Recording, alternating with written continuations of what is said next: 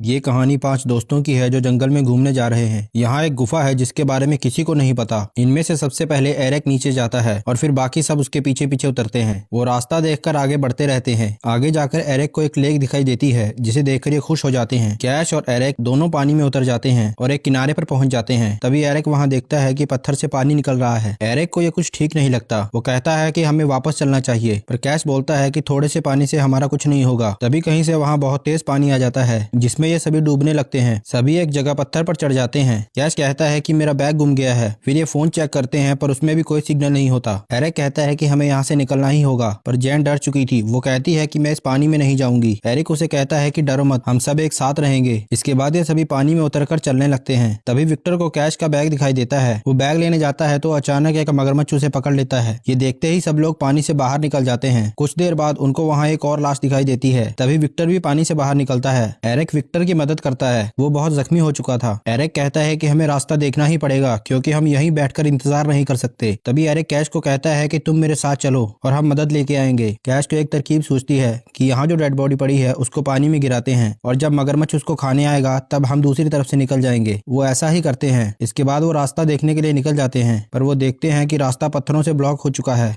दूसरी तरफ विक्टर की तबीयत खराब होती जा रही थी। उसको सांस लेने में दिक्कत हो रही थी। तभी जैन योलेंडा को बोलती है कि विक्टर का पंप फेंको। योलेंडा जब पंप फेंकती है तो वो पानी में गिर जाता है। वो उसे उठाने के लिए पानी में उतरती है। तभी मगरमच्छ भी वहां आ जाता है, पर वो उससे बच जाती है और विक्टर को पंप मिल जाता है, जिसकी वजह से अब वो कुछ अच्छा फील कर रहा था। दूसरी तरफ एरिक कैश को बोलता है कि हमें वापस जाना होगा, यहाँ रास्ता ब्लॉक है और ये पत्थर हिलेंगे भी नहीं। फिर ये दोनों वहां से निकल जाते हैं। कैश के ऊपर मगरमच्छ हमला कर देता है और कैश मारा जाता है। एरिक जब वापस अपने दोस्तों के पास आता है तो वो उससे पूछते हैं कि कैश कहाँ है। एरिक कहता है कि वो नहीं बच पाया और आगे रास्ता भी ब्लॉक है, वहां से हम नहीं जा सकते। तभी जैन कहती है कि शायद मुझे दूसरे रास्ते का पता है। एरिक और योलेंडा दूसरा रास्ता देखने चल पड़ते हैं। जैन देखती है कि पानी तेजी से बढ़ता जा रहा है। वो विक्टर को कहती है कि हमें यहाँ रहने में खतरा है, क्या तुम ऊपर चढ़ पाओगे? विक्टर कहता है कि हाँ। वो दोनों पत्थर पर चढ़ जाते हैं। मगरमच्छ के हमला करने से पहले ही वो सुरक्षित जगह पर पहुंच जाते हैं। उधर एरिक और योलेंडा को रास्ता नहीं मिलता। ये रास्ता भी ब्लॉक था। जैन कैश का बैग लेने जाती है। तभी विक्टर उसको कहता है कि वो तुम्हारी तरफ ही आ रहा है। जैन डर जाती है और जल्दबाजी में गिरकर बेहोश हो जाती है। विक्टर उसको बचाने के लिए नीचे उतर जाता है और मगरमच्छ उसको ले जाता है। कुछ देर बाद एरिक वहां आता है और जैन से पूछता है कि विक्टर कहाँ है। जैन कहती है कि विक्टर को मगरमच्छ ले गया। एरिक को ऐसा लगता है कि एक जगह से पानी बाहर निकल रहा है। वो योलेंडा और जैन को बोलता है कि